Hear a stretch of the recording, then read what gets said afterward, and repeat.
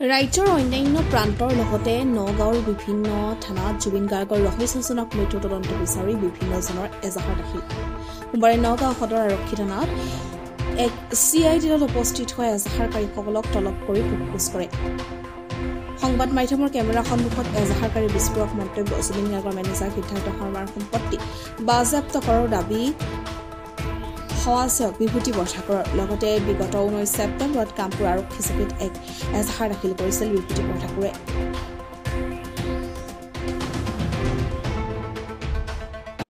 ইয়াৰ যি অস্বাভাৱিক মৃত্যু ছিংগাপুৰত ঘটিছিল তাৰ ওপৰত আমি এক উচিত ন্যায়িক তদন্ত বিচাৰি যোৱা 19 তাৰিখে মই কামপুৰ থানাত এক গোচৰ ৰুজু কৰিছিলোঁ আৰু সেই গোচৰৰ ওপৰত ভিত্তি কৰি আজি CIDয়ে গুৱাহাটীৰ পৰা অহা এটা দলে আমাক মোৰ বক্তব্য ষ্টেটমেণ্ট ৰেকৰ্ড কৰিবলৈ ইয়ালৈ মাতিছে। এতিয়া মই তেওঁলোকক লগ পাম আৰু মোৰ ষ্টেটমেণ্ট মই এজাহাৰত যিখিনি কথা উল্লেখ কৰিছোঁ তেওঁলোকে সেই ষ্টেটমেণ্টখিনি ৰেকৰ্ড কৰিব নিয়ম অনুসৰি। নাই, এজাহাৰত মই গোটেই সকলো এই প্ৰক্ৰিয়াৰ লগত জড়িত সকলোৰ নাম উল্লেখ কৰিছোঁ, কিন্তু বিশেষকৈ মই সিদ্ধাৰ্থ শৰ্মা আৰু ছিংগাপুৰ অসম এছ'চিয়েশ্যনৰ যিজন সভাপতি অভিমন্যু তালুকদাৰ আৰু তেওঁ যিটো দল লৈ পেলাই সেইদিনা ইয়াতত তেওঁক ফুৰাবলৈ লৈ গৈছিল আৰু কি পৰিস্থিতিত তেওঁ দ্বিতীয়বাৰ লাইফ জেকেট নোহোৱাকৈ তেওঁক নামিবলৈ দিয়া হ'ল। আৰু মই যিমান দূৰ জানো আৰু আপোনালোকেও জানে যে এনেকুৱা এডভেঞ্চাৰ এক্টিভিটি কৰিবলৈ হ'লে এজন মানুহক সম্পূৰ্ণ যিখিনি মেডিকেল প্ৰট'কল থাকে মেডিকেল প্ৰট'কলখিনি মানিহে সাগৰত নামিবলৈ দিব লাগিব।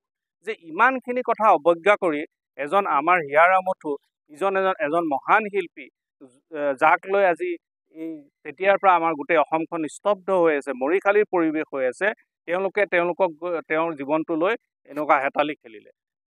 OC ছাৰে ফোন এটা কৰিবলৈ মাতিলে। মই কালি এখন এজাহাৰ দিছিলোঁ জুবিন গাৰ্গৰ মৃত্যুৰ সম্পৰ্কে ইয়াৰ এটা উচিত তদন্ত বিচাৰি।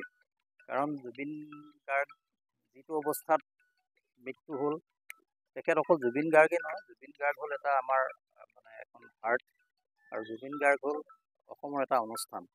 গতিকে এই অনুষ্ঠানটোক এনেকেই যে হত্যা কৰা হ'ল, এই হত্যাৰ উচিত তদন্ত বিচাৰিছোঁ আমি। আৰু যিকেইটা মই যিখন এজাহাৰখনত মই যিখিনি কথা উল্লেখ কৰিছোঁ তাত বহুত লেপছ আছে, প'ৰ ছিকিউৰিটি আৰু তেওঁলোকৰ এটা মিছমেনেজমেণ্ট হৈছে।